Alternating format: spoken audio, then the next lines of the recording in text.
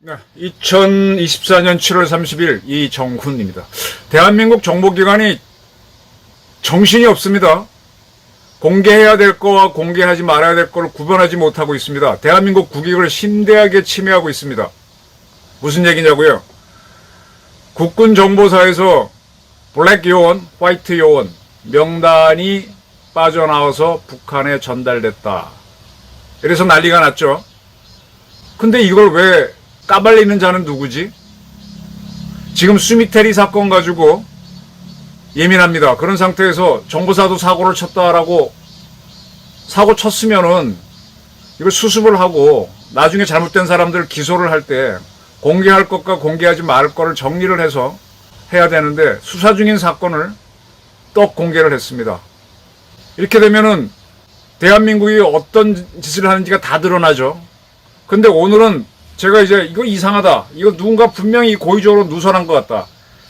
정보사령부는 누차 말씀드리지만은 국가정보원의 통제를 받습니다. 국가정보원은 수미테리 사건으로 터져 있고 그런 상태에서 실질적으로 뛰는 거는 정보사가 하니까 정보사가 뛰면서 이런 걸 저질렀다 하게 되면 글로 관심이 가면서 수미테리는 묻히죠.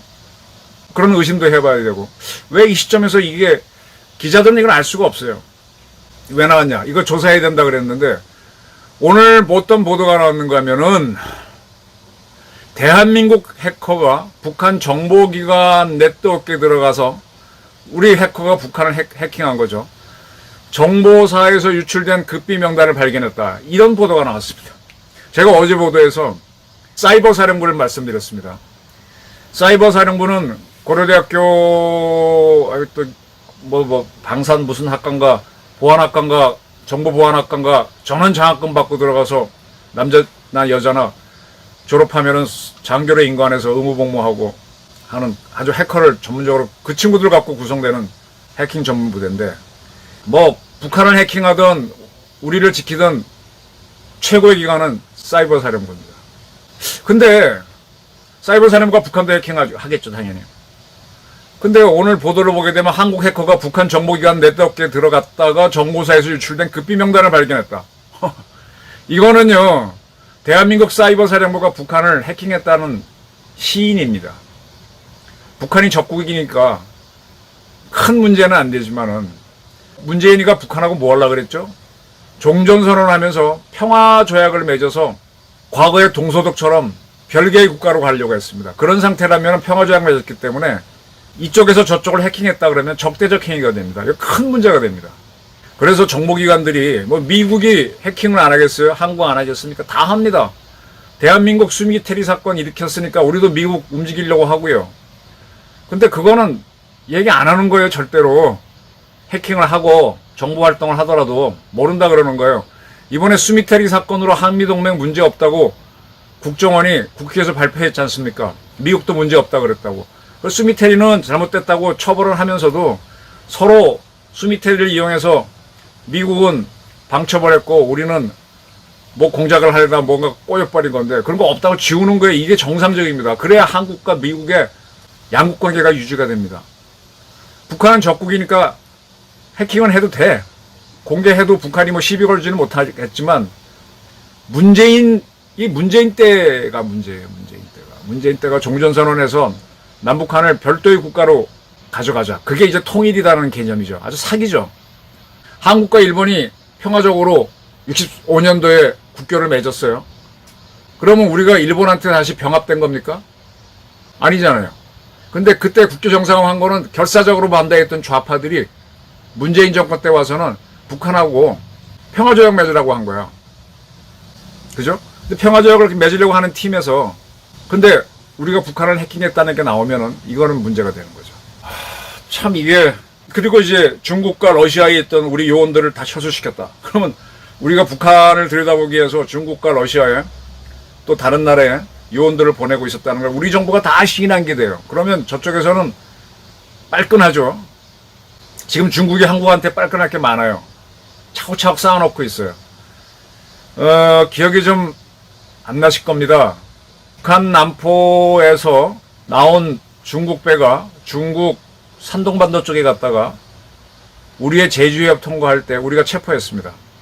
그때 그 체포할 때 윤 대통령은 참석하지 않았지만 NSC까지 열어가지고 거기에 북한의 무슨 뭐 무기 같은 게 있다고 해서 우리가 잡았어요. 그러니까 이제 그게 외국 배니까 해경이 잡았는데, 근데 그 남우나라 배를 함부로 잡으면 안 되잖아요. 불법이면 괜찮은데 그 창고 속에 뭐가 있다 그래서 일단 육안으로 확인했는데 없는 걸로 나온 걸로 돼 있습니다. 근데 배라는 게 이중으로 할 수도 있고 벽사에 숨길 수도 있고 마약도 숨길 수도 있고. 근데 그러려면 그 배를 뜯어야 되는데 뜯게 되면 나중에 문제가 커지거든. 네가 왜 남우나라 재산을 함부로 했어? 지금 저거 아직 그대로 펜딩되어 있는 줄 알고 있습니다. 중국 회사는 방방 뜨는데 우리는 배는 뜯어보고 싶은데 뜯을 수는 없고 육안으로만 봤으니까 없고, 이게 모 나라가 준 정보를 갖고 일단 세워봤는데 북한 뭐 무기 정보 때문에 현재 육안으로는 없어요. 근데 저거 중국이 항의도 안 하고 가만히 지금 기다리고 있거든요. 언젠가 우리한테 다 제시할 겁니다. 지금 대한민국 정보사 요원들이 중국에 가서 공작을 했다는 게 지금 정부가 시인한 꼴이 됐어요.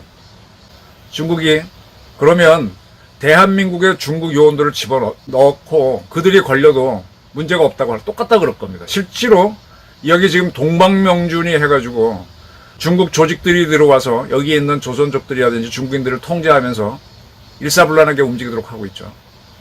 지난번에 그게 빠져나가긴 했는데 중국이 지금 자기네 블랙 요원들을 미국 넣고 한국 넣고 다 넣고 있잖아요. 그거 지금 우리가 밝혀내갖고 지금 막 몰아붙이고 있었는데 지금 중국이 이거 딱 걸면은 이 거꾸로 우리한테 역공을 할 겁니다. 그리고 이제 우리 이 정보사 요원들이 중국에 들어가게 되면은 현지 지리라든지 습성을 다 할 수는 없잖아요. 그러면 거기서 이제 포섭을 합니다. 주로 누구를 하느냐? 조선족들을 하겠죠. 뭐 선교사로 위장했던 사업가로 위장했던 블랙 요원이 들어가서 그 친구들한테 돈을 줍니다. 그런 친구들을 에이전트라 그래요. 에이전트. 정보사 요원은 아니고 건당으로 돈을 받는 거죠. 그럼 정보사 요원들이 철수하면은요, 중국도 방첩 조직이 있어가지고 누가 조선족인지 다 알아. 제가 중국 신분증 몇 번 봤는데 거기 보면요, 다 그 종족 이름이 쓰여 있습니다. 만주족은 뭐 조선족은 뭐라고 쓰였더라? 뭐 위구르족은 뭐 다 쓰여 있습니다. 그러니까 누가 어느 종족인지 다 알고 주소 다 알죠. 몇 사람 딱 뒤지면 바로 나오는 겁니다. 그 사람들은 중국 국적자이기 때문에 처벌을 받으면은 그다음부터는 협조 안 하고 거꾸로 우리 정보사가 어떻게 했는지 우리 망을 다 드러내는 거지. 지금 방첩사는 그 군무원이 이제 자기 노트북에 이 요원들 이름을 넣고 있었다. 근데 정보사 안에서 돌아가는 그 통신망에는 USB를 꽂을 데가 없습니다. 근데 어떻게 그 안에 있는 인사 자료를 빼냈느냐? 그 프린트해서 자기가 보고 컴퓨터에 새로 쳐놓거나 뭐 그렇게 해야 돼요. 아니면 손으로 써갖고 와서 쳐놓거나. 뭐 이걸 왜 했지? 이거 여기에 대해서 이제 내일, 오늘이구나. 이 군무원에 대해서 구속하기 위한 영장 심사를 합니다. 어쨌든 그 친구는 자기 개인 노트북에 갖고 있었고, 개인 노트북은 인터넷에 연결되니까 거기서 해킹을 당했다는 건데, 뭐 군무원이 한 것도 좀 이해가 안 되고, 근데 지금 이거를 다 공개해. 지금 우리가 중국의 공작원 집어넣어. 공공연한 사실인데 이렇게 정부가 시인을 하면 안 되지. 정보사에서 어떤 일이 있었는가 하면요, 원래 봄이었을 겁니다. 정보사 사령관은 투스타인데 그 밑에 제가 901 뭐 나가는 여단이 있다 그랬는데, 여단장들은 원스타인데 공교롭게도 여단장이 육사 선배였어요. 육사인지 아닌지 모르겠는데 인과는 선배야. 3년 선배인데 그 사람은 별 하나 여단장이고 사령관은 별 둘 단 사람은 인관이 3년 더 늦은 사람이 온 거예요. 근데 그 한 특정 여단에서 문제가 있었던 모양입니다. 사령관이 거기에 대해서 이제 문제 제기를 하니까 이 여단장이 사령관한테 격렬하게 대들었다. 그 시점이 언제냐? 6월달이네, 6월달. 푸틴이 북한을 방문해서 정보사가 첩보수직에 최고 노력할 때입니다. 그때 정보사에서 충돌이 있었어요. 원래 정보기관은요, 언론사랑 비슷해서 싸움이 많아요. 언론사도 보게 되면 정보가 맞느냐 틀리느냐, 정보를 채집하는 방법부터 뭐 보고하는 방식 갖고 많이 싸웁니다.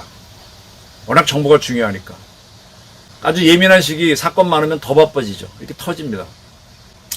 이런 정부사에는 원래 사건들이 많은데 그 무렵쯤 돼가지고 사이버 사령부에서 캐치를 했던 것 같아요. 그래서 방첩사가 조사를 들어갔는데 이게 지금 다 공개가 되면서 우리 정보사가 이북을 해킹했다까지 나왔습니다.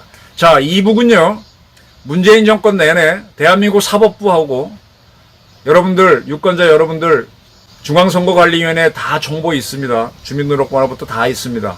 그거 탈탈 다 털어왔어요. 문재인 정권 시절에. 그거를 사이버 사령부가 알고도 문재인 정부 초기에 알고 수사하려고 하다가 다 덮었습니다. 왜? 국가정보원이 하지 말라 그래서. 그건 제가 별도로 한번 다뤘었죠. 지금 가장 수상한 게 박지원입니다. 박지원하고 서훈씨가 안기 부장 국정원장을 할 때 국정원이 북한하고 어떻게 내통을 했고, 그리고 그 시절에 우리 사이버 사령부가 북한이 우리 정부 조직, 중앙선거관리위원회, 우리 법원 조직 들어와서 우리 법원에다가 막 인사소송하게 되면은 뭐 미주알 고주알 다 썼는 거 다 털어갔다 그랬죠. 지금 얼마나 가져간지도 몰라요. 한 십몇 년에 걸쳐 가지고 갖고. 근데 문제는 문재인 정권 때 그걸 알았는데 안 막았어. 왜? 북한하고 계속 뭐 이거 하려고. 그렇게 되면은 누가 불편해지느냐? 정보사 활동을 제약하죠, 국정원이. 정보사가 북한에서 뭐 하지 말라 그러고 사이버 사령부도 하지 말라 그러죠. 그래서 계속 터지는 겁니다. 지금 문재인은 굉장히 의심해야 되고 이재명을 의심해야 되는 게, 지금 이재명과 민주당이 대한민국에서 쓸만한 부대 중에 하나가 어디입니까? 해병대죠. 지금 최해병 사건 가지고 해병대를 완전히 개똥으로 만들었죠. 네? 저렇게까지 밟을 사건이 아닙니다. 그 다음에 정보사 완전히 개똥으로 만들었죠. 국정원 개똥으로 만들었죠. 북한하고 내통한 자들이, 종전선언을 하자고 한 자들이. 이게 박지원을, 수미테리 사건을 제가 다시 말씀드리지만은, 수미테리한테 금품을 준 기관이 박지원 씨가 국정원장 할 때예요. 왜 그랬겠느냐? 그건 제가 따로 한번 글을 쓰겠습니다. 서훈, 북한하고 첫 번째 정상회담을 이끌어낸 국정원장이죠. 그때 그 사람 울었어요. 서훈 씨는 그 전에 김영삼 정권 때 북한의 심포에 경스러질 때 북한에 가 있던 요원이었죠. 갑자기 그런 사람들이 북한하고 통하려면 뭔가 있습니다. 그래서 지금 국정원이 지금 수미테리 터져갖고 뭔가 쫓기는 입장에서 박지원 쪽으로 가게 되면은, 그때 간부들은 지금 나갔어. 근데 그 밑에 아직도 뭐가 있다고. 근데 정보사를 탁 던져. 그리고 정보사가 북한을 해킹했다고 나와. 그럼 북한은 니나노지, 니나노. 지금 북한은 우리 사법부하고 중앙선관위 또 어디 했는지도 몰라요. 해킹했다고 인정 안 하는데 우리는 북한을 해킹했다고 인정했어. 북한도 명단이 있으니까 규모를 다 알게 되는 거지. 이렇게 확인해 주는 바보가 어디 있습니까? 이건 뭔가 지금 이 사건 뒤에는 음모가 있습니다. 이거를 윤석열 정부가 수사기관을 동원해서 캐야 됩니다. 문재인 씨를 잡아놓지 않으면요, 대한민국은 정상화 안 됩니다. 지금 안보기관, 정보기관 다 초토화시켜 놨습니다. 그래서 지금 각자가 살려고 서로 이렇게 씹어댈 수도 있습니다. 제 의견을 한번 유심히 생각해 보시기 바랍니다. 감사합니다.